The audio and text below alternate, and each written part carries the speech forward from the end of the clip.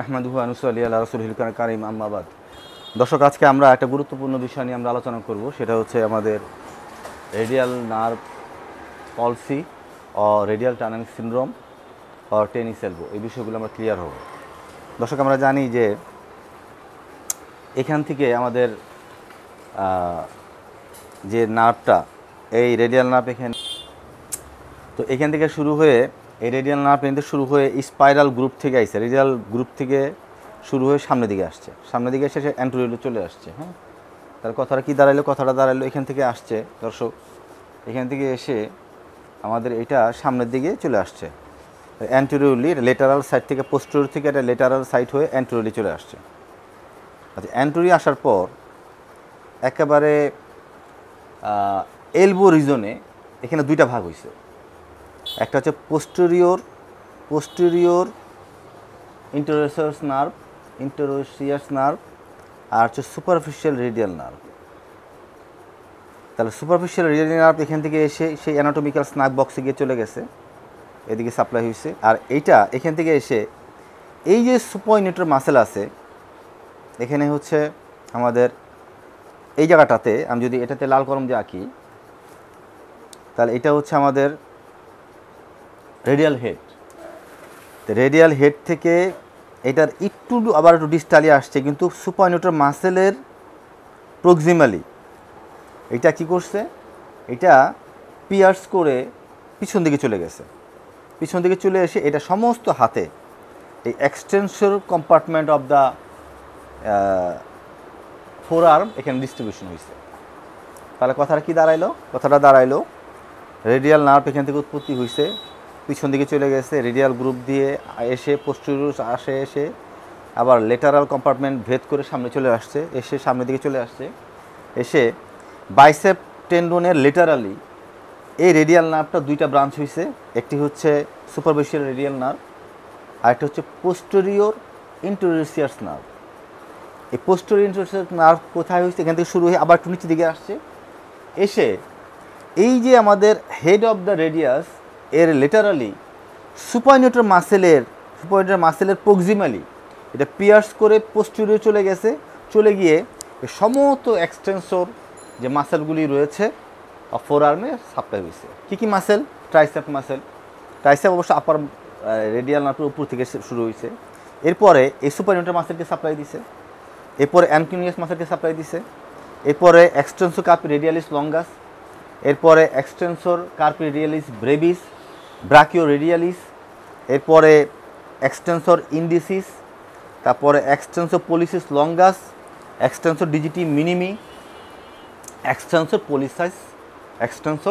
Policies longus. এবং deep muscle যেগুলি রয়েছে কি কি? Abductor pollicis longus, extensor pollicis brevis এবং অ্যাবডাক্টর পলিসিস লঙ্গাস। এই মাসেলগুলো, এই সমস্ত মাসেল আমাদের রেডিয়াল নার্ভ সাপ্লাই দিয়েছে। প্রশ্ন হচ্ছে, এই রেডিয়াল নার্ভ বিভিন্নভাবে ইনজুর হইতে পারে, অনেকভাবে হইতে পারে। আমাদের এই হিউমেরাসটা আমাদের ভেঙে যেতে পারে ফর রোড ট্রাফিক অ্যাক্সিডেন্ট। এই রোড ট্রাফিক অ্যাক্সিডেন্টে যে কথা আমি বলছিলাম, এই যে গ্রুপ, এই যে স্পাইরাল গ্রুপ, এটাকেই তেমন আমরা বলতেছি, এখান থেকে তো রেডিয়াল নার্ভটা এই লাইনে চলে আসে, এসে সামনের দিকে চলে আসে। এখানে ভাঙলে হতে পারে, অ্যাক্সিলারিতে কোনো রকম ইনজুরি হলে হতে পারে। আমরা যে ক্রাশ ব্যবহার করি, আমরা ক্রাশ ব্যবহার করি, সেই ক্রাশটা এখানে গিয়ে আটকে গিয়ে ইনজুর হতে পারে। আমি রিল্যাক্স মোডে চেয়ারের উপরে যখন বসে এরকম হাতটা চেয়ারের উপরে রেখে দিলে, এই রেখে দেওয়ার কারণে ওখানে রেডিয়াল নার্ভটা ইনজুর হয়ে আমাদের এই পুরা রেডিয়াল পলসি হতে পারে। দ্যাট মিনস হচ্ছে ফুড ড্রপ হতে পারে, সমস্ত মাসেলগুলো সমস্যা হতে পারে। প্রশ্ন হচ্ছে, এখন আমি কি করে বুঝবো যে রেডিয়াল নার্ভ ইনজুর হয়েছে কি না? বোঝার উপায় কি? অনেকগুলো উপায়, চমৎকার ক্লিনিক্যাল টেস্ট রয়েছে। ক্লিনিক্যালি আমরা বুঝতে পারবো যে এইভাবে যদি আমাদের সমস্যাগুলি হয় তাহলে কি হবে। ধরো ফার্স্ট আমরা যেটা দেখব, আমার এই ট্রাইসেপ মাসেল তার অ্যাক্টিভিটি নষ্ট হয়ে যাবে। কেন? এই ট্রাইসেপ মাসেলে কে সাপ্লাই দেয়? রেডিয়াল নার্ভ দেয়। তাহলে আমি যদি পেশেন্টকে বলি আপনি এক্সটেন্ড করো, সে পারবে না, কারণ তার সে অ্যাবিলিটি নাই। এক নম্বর। দুই নম্বর আসি যে অ্যানকোনিয়াস মাসেলকে কে সাপ্লাই দেয়? রেডিয়াল নার্ভ সাপ্লাই দেয়। এই অ্যানকোনিয়াসটা আমি যদি অ্যানকোনিয়াস মাসেলটা একদম সুপারফিশিয়াল, এই যে আমি অলিক্রোনিয়ন প্রসেসে যদি আমি এখানে হাত রাখি আর ও যেন এক্সটেন্ড করো, এই যে আমি যখন এক্সটেন্ড করলাম তখন সেই তার এই মাসেলের কন্ট্রাকশন আমি পাবো না, মানে অ্যাঙ্কোনিয়াসও লস হবে এবং এই কারণে এটার অনুভূতি লস পাবে এবং সে এক্সটেন্ড করতে পারবে না। নাম্বার 2, ব্রাকিয়ালিস যে মাসেল, সে ব্রাকিয়ালিসও কিন্তু সে হাতটা কী করবে না, সে ফ্লেকশন করো, হাতটা ফ্লেকশন করতে পারবে না, কারণ ব্রাকিয়ালিস মাসেলও কী হয়েছে, তার C4 C5 C6 এই যে নার্ভগুলো আলটিমেটলি রুট অফ দ্য আমাদের C4 C5 থেকে আসে, এই কারণে এটারও লস হবে। এবার আসি আমি ব্রাকিওরেডিয়ালিস সিস্টেম কি, সেমি ফ্লেকশন সেমি সুপাইনেশন, মানে হলো সেমি ফ্লেকশন অ্যান্ড পুরাপুরি আমি সুপাইন করব না, আমি হাফ সুপাইন করে, এটা হচ্ছে আমার সুপাইনেশন, ফুল সুপাইনেশন, এটা হচ্ছে হাফ সুপাইনেশন। এই হাফ সুপাইনেশন পজিশনে যদি আমি এটাকে এক্সটেন্ড ফ্লেকশন করো, এই সময় এই রোগীটা এই অ্যাক্টিভিটি এই ক্ষমতা তার হারাবে। কেন, ব্রাকিওরেডিয়ালিস যে নার্ভ সাপ্লাই রেডিয়াল নার্ভ প্রবলেমের কারণে এই ক্ষমতা তার হারায় ফেলবে এবং সে সেটা পারবে না। এই লক্ষণগুলি দেখলে আমি বুঝবো যে রেডিয়াল নার্ভ ইনজুরির কারণে তার এই রেডিয়াল নার্ভ ইনজুরি হয়েছে, এই টেস্টগুলি করলে আমি পাবো, যে টেস্টগুলি আমি কথা বলছি। এবার আসি আমি যে এই পেশেন্টটা কী করতে পারবে না, সুপাইনেট করতে পারবে না। কেন, কারণ সুপাইনেটের মাসেল যে নার্ভ সাপ্লাই রেডিয়াল নার্ভ, সে তার নার্ভ সাপ্লাই থাকবে না, সেই জন্য আমি বলি সুপাইনেশন করো, পারবে না, সুপাইনেশন সে করতে পারবে না। এবং আমি যদি বলি যে এইটাকে যদি বলি তুমি এটা উপর দিকে উঠাও, এইটাও সে পারবে না, এই যে তার এক্সটেনশন করা পারবে না। কেন পারবে না, কারণ এখানে এই যে বললাম আমরা যে extensor digitorum longus, extensor digitorum Brevis, এই মাসেলগুলো ইনজুর হয়ে পড়ছে। এই মাসেলগুলো উৎপত্তি এই যে আমাদের জানি আমাদের হিউমেরাসের লেটারাল এই সুপ্রাকন্ডাইলের রিচে, আর ইনসারশন হচ্ছে আমাদের সেকেন্ড মেটাকার্পালে। তাহলে এটা ইনজুর হতে পারবে না, যার ফলে সে কী করবে না, যখন এটা আমি এক্সটেন্ড করতে বলবো সে তখন এটা লস সে পারবে না। এছাড়াও আমি ইন্ডিভিজুয়াল মাসেলও পারবো না, আমি এক্সটেনসর ডিজিটি মিনিমি এটাকে যদি বলি এটা পারবে না, ইন্ডিসিস পারবে না, এটাও পারবে না এবং এটাও পারবে না। এবং থামকে যদি আমি বলি, থামের যে মুভমেন্ট, সে থামে যদি বলি অ্যাবডাক্ট করতে, সে অ্যাবডাক্ট করতে পারবে না। আমি যদি বলি এক্সটেন্ড পারবে না। আমি যদি বলি পুরো অ্যাবডাক্ট করতে পারবো, সেটাও সে পারবে না। কেন, ওই যে বললাম যে abductor pollicis longus, extensor pollicis longus, হ্যাঁ, তারপর এক্সটেন্সর পলিসিস ব্রেভিস, এই মাসেলগুলি deep muscle of back of the ফোরামের, এই মাসেলগুলি লস্ট হবে, এই মাসেলের নার্ভ ইনারভেশন নষ্ট হয়ে যাবে, যার ফলে এই রিসের এই সমস্যাগুলি হবে। এই সমস্ত লক্ষণ ক্লিনিক্যাল টেস্ট আমরা করে আমরা বুঝতে পারবো তার এই রিস্ক ড্রপ হয়ে গেছে এবং সে পারবে না। এছাড়াও আমরা NCS নার্ভ কন্ডাক্টিভ স্টাডি করলেও কিন্তু আমরা এই জিনিসটা আরও বুঝতে পারবো। এছাড়াও আমরা আলট্রাসোনোগ্রাম অফ দ্য রেডিয়াল নার্ভের যদি আমরা করি, সেখান থেকে বুঝতে পারবো। MRI করলে আমাদের কোনো প্যাথোলজিক্যাল রিলেশন রয়েছে কিনা সেটা আমরা বুঝতে পারবো। এই ছিল আমাদের রেডিয়াল নার্ভ। আমাদের আজকে পরবর্তী আলোচনা হচ্ছে রেডিয়াল টানেল সিনড্রোম। আমরা এখন আলোচনা করব রেডিয়াল টানেল সিনড্রোম। তাহলে রেডিয়াল টানেল সিনড্রোম যে আলোচনা করব, তাহলে রেডিয়াল টানেল সিনড্রোম বলতে আমরা কী বোঝাচ্ছি, রেডিয়াল নার্ভের যে পোস্টেরিয়র ইন্টেরিয়র নার্ভ, ওইটার ব্লক, ওইটা ইমপিঞ্জমেন্ট, ওইটার তার ধারাবাহিকভাবে ওই নার্ভের প্রবলেমের কারণে যে লক্ষণ প্রকাশ পাবে, সেটাকে আমরা বলতেছি radial tunnel syndrome. Radial tunnel সিনড্রোমে এই ঘটনাটা বলার আগে আমি আমার একটা একদম রিসেন্ট একটি ঘটনা আমি আপনাদের সাথে শেয়ার করতে চাই। আমাদের এক পেশেন্ট আছে, এক মহিলা পেশেন্ট, যার বয়স 42 বছর বয়স। এই মহিলার হাতটা নিয়ে সে এইভাবে আমার কাছে নিয়ে আসতেছে, প্রচণ্ড পেন। বহু ডাক্তার দেখিয়েছেন, বহু ফিজিওথেরাপি, কয়েকবার সে ফিজিওথেরাপি করিয়েছেন, বাট কিছুদিন ভালো, তারপর আবার যে সে কিছুদিন হাত সোজা করলে আর ভাঁজ করতে পারে না, কিছুদিন একটু অনেক কষ্টমষ্টকে সোজা করলে পরে আর ভাঁজ করতে পারে না। অনেকভাবে অ্যাপোলোতে থেকে শুরু করে অনেক জায়গায় দেখিয়েছেন। কেউ বলতেছেন যে এটা নার্ভের সমস্যা, কেউ বলতেছে টেনিস এলবো, এই নানান রকম হ্যাভাজার্ড কথায় উনি হতাশ। তো আমার কাছে গত 4 দিন আগে আমার কাছে আসছিলেন, আমি বিষয়টা নিয়ে একটু চিন্তা ভাবনা করলাম। আমি চট করে প্রথম দিনই ধরতে পারি নাই, তো বিষয়গুলো নিয়ে আমি খুব চিন্তা করতেছিলাম যে কী হয়েছে। প্রথমে আমি যেটা আমি এক্সক্লুড করতে চেয়েছি যে এই পেশেন্টটি কি রেডিয়াল নার্ভ ইনজুর, এটা কি না, এটা বোঝার জন্য আমি অনেক চিন্তা ভাবনা করছি, অনেকগুলো টেস্ট করছি, এবং সেই ক্লিনিক্যাল টেস্টে আমার কাছে মনে হচ্ছে যে সে রেডিয়াল পলসি হয় নাই, কারণ তার রিস্ক ড্রপ ছিল না, সে পারছে এবং তাকে এক্সটেন্ড করতে পারছে সে, এবং তাকে আমি ব্রাকিওরেডিয়ালিস মাসেল আমি এইভাবে ফ্লেকশন করতে পারছে এবং এটাকে এক্সটেন্ড করতে পারছে, এবং সে এলবো এক্সটেন্ডও করতে পারছে এবং রিস্ট এক্সটেন্ডও করতে পারছে। কিন্তু প্রচণ্ড পেন। আমি লক্ষ্য করে দেখছি তার এই জায়গায় তার সিভিয়ার পেন, এবং সে ধরতে পারে না, তার রাত্রে ঘুম হয় না, এবং এই জায়গায় প্রচণ্ড পেন। এবং আমি তাকে যখন সুপারনেটর করতে বলছি তাও সে পেন, সেই সুপারনেটর করতে যখন আমি বলতাম যে সুপারনেটর করেন, তখন তার পেন অনুভব হয়েছে। এই লক্ষণ দেখে আমি, তাহলে কয়টা টেস্ট দেখেন, সুপারনেটর করতে সে পারবে না, ব্যথা অনুভব করবে। এবং এই যে এখানে আমরা পড়ব একটু পরে, এই যে রেডিয়াল টানেলে তার টেন্ডারনেস পাওয়া যাবে, এবং টেন্ডার এই রেডিয়াল নার্ভের এই যে পোস্টেরিয়র ইন্টারসেস নার্ভ যেখান থেকে গিয়েছে, যে টানেলে তার প্রচণ্ড পেন হবে, এবং এই রিজনে পেন হবে, সেন্সেশনের সমস্যা হবে। এবং আরও কয়েকটা টেস্ট আমরা করেছি, সেগুলি পজিটিভ পেয়েছি, এবং সেই পজিটিভগুলি পাওয়া গেছে। এবং এই পেশেন্টটা আসলে মূলত খুবই রেয়ার কেস, যেটা আমরা বলবো এখন আলোচনার বিষয়, যে ওই পেশেন্টটি আসলে রেডিয়াল টানেল সিনড্রোমে ভুগতেছে। তার বয়স 42 বছর। আমরা জানি রেডিয়াল টানেল সিনড্রোমের এইজ হচ্ছে 30 থেকে 50 এর মধ্যে হয়ে থাকে, এবং তার বেশ কিছু ফ্যাক্টর এখানে দায়ী, যেমন তার ডায়াবেটিস আছে, তার থাইরয়েডের সমস্যা, তার কম বেশি কিডনির সমস্যা রয়েছে, এবং তার কিছু প্রেশারের সমস্যা রয়েছে।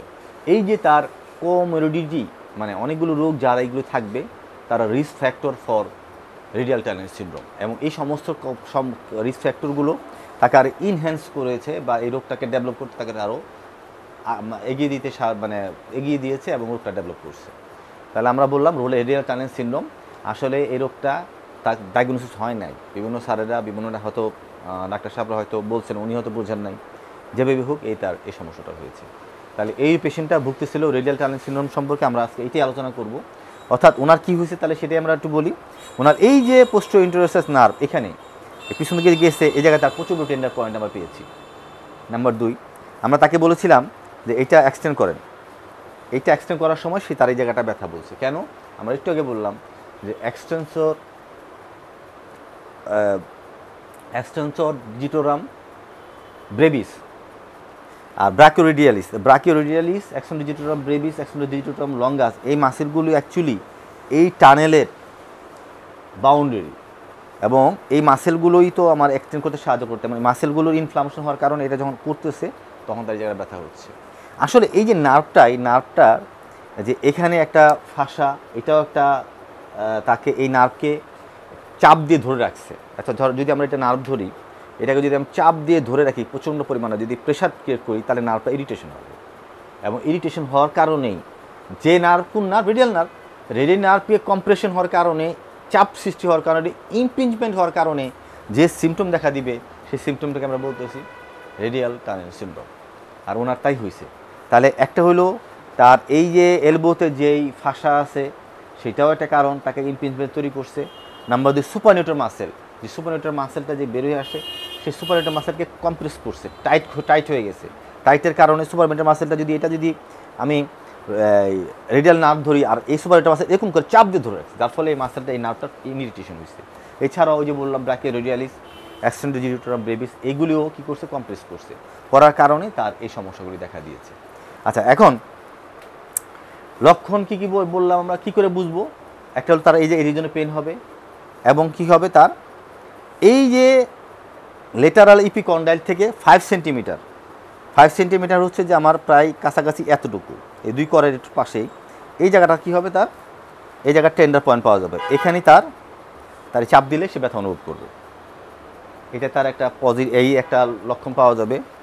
এবং এটা টেস্ট দিলে ব্যথা অনুভব হবে, এবং আমি সুপারনেটর যে রেজিস্ট্যান্স সুপারনেটর করি তখন ব্যথা অনুভব হবে, এবং আমি ফোর্সফুল যদি আমি প্রোনেশন করি তখন আরও চাপে পড়ে গিয়ে আরও ব্যথা করবে। এই 4টা লক্ষণ দেখলে আমরা বুঝবো তার রেডিয়াল টানেল সিনড্রোম হয়েছে। এবার আসি, টেনিস এলবো তো প্রায় কাছাকাছি। টেনিস এলবো হলে আমি কী করে বুঝবো? কখনো টেনিস এলবো হচ্ছে, তো আমরা টেনিস এলবো সম্পর্কে আমরা কী জানি? আমরা জানি যে আমাদের সমস্ত এক্সটেন্সর মাসেলগুলো সুপারফিশিয়াল, নট ডিপ মাসেলগুলোর অরিজিন কখনো লেটারাল এপিকন্ডাইল থেকে শুরু হয় না।